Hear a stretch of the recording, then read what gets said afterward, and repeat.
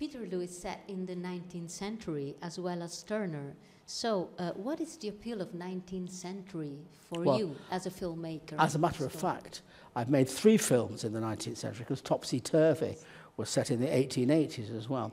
You know, the truth is that I am quite fascinated by the 19th century, but it's not to a point of fetishism, really. I mean, the fact is, the 3 subjects that I've been interested in those 3 films are 19th century subjects. But beyond that, there's nothing particular about it, and I just think it makes some kind of sense. I mean, I do think that one of the things about the 19th century is it's only the day before yesterday. In Peterloo, there's a scene where the man and woman, husband and wife, got their granddaughter, their baby granddaughter, next to them in the bedroom. And she says, I wonder what it'll be like for her in 1900, which is, she said she'll be 85 in 1900. And I slightly put that in because it makes 1900, it links to now. You know, 1900 is in our recent received memory, and the 19th century is in our recent received memory. All my grandparents were born in the 19th century. You know, they were 19th century people.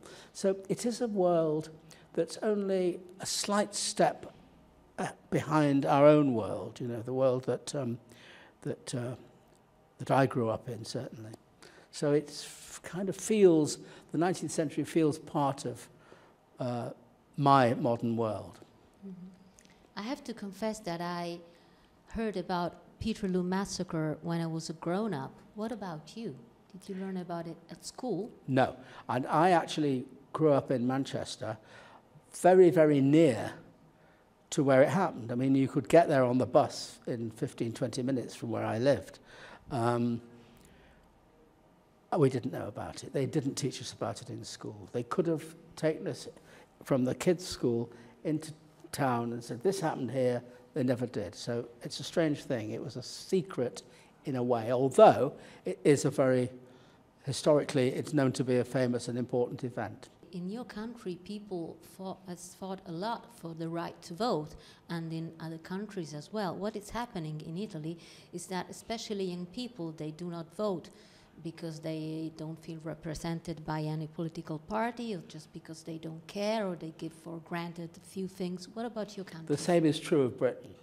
And in fact, the people that the Peterloo is about, the people that fought for the vote, people that desperately wanted to have their voices heard, if they were to get into a time machine and come forward to Britain in the 21st century and discover that people have the vote, and like you say about Italy, they don't use the vote, they are cynical about it, they would be horrified, disgusted, appalled and confused. They would find it remarkable that the vote is, people have it and they don't use it. Have you ever participated to any march of protest in your life, or Absolutely. strike? I have indeed. I was in Grosvenor Square outside the American Embassy in London in 1968 when the police attacked the crowd. I was there. I was on the Aldermaston March against the bomb in 1960 when I was quite young. So yeah, I have. That's interesting. I think that every single shot of your film is really a masterpiece. I liked very much the way you have used the light in the inside scenes. So can you tell me something about the work that you did with Dick Pope in that sense? Dick Pope is a great cinematographer. He's shot all of my films since 1990.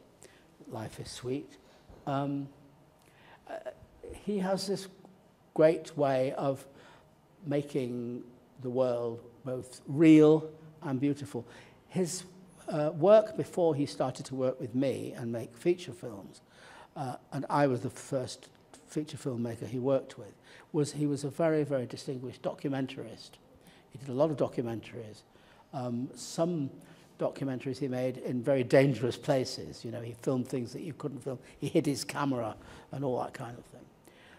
So he has a way of painting with light and making very, very beautiful art, but at the same time making it real. And that's why we get on so well. This, of course, is a political film because it talks about politicians. But thinking of your other films, what do you think that makes a film political, a film that has no queens or kings or politician inside? Well, I think all of my films, you would have to say, are political in the sense that we are looking in all of them at the way we live our lives and the values of life and the conflict between people and so on. Obviously, this film is more obviously, overtly political because it's about politics, it's about political ideas, it's about the dissemination of political thought and so on and so forth. What makes a film political? Well, if a film raises questions, even if it does so implicitly rather than explicitly, as to how we live our lives, that, in my view, makes it political. When I look at your films, I always think these people, meaning the actors, the character, they really look like real people. So I was wondering, has anyone ever suggested you to use maybe a star or a Hollywood actor?